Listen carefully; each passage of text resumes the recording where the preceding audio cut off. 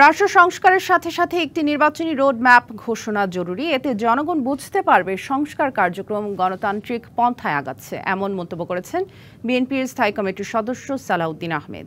দুপুরে কক্সবাজারের একটি হোটেলের সম্মেলন কক্ষে তিনি এ মন্তব্য করেন। এ সময় তিনি আরও বলেন, গণতান্ত্রিক প্রক্রিয়া ব্যাহতে মাঝখানে যাতে কোনো ষড়যন্ত্রের জায়গা করে না দিতে পারে, সেজন্য নির্বাচনী রোডম্যাপ ঘোষণা জরুরি। গণতন্ত্রের সুফল দেশের মানুষকে ফিরিয়ে দিতে হবে উল্লেখ করে তিনি বলেন, সকল রাজনৈতিক দল চায় যৌক্তিক সময়ের মধ্যে সংস্কার কার্যক্রম সম্পন্ন করতে হবে।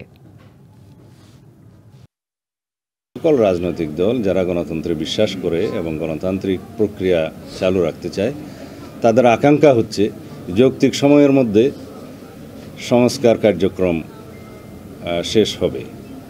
সেই সংস্কার অবশ্যই নির্বাচনমুখী সংস্কারগুলো অগ্রাধিকার পাবে।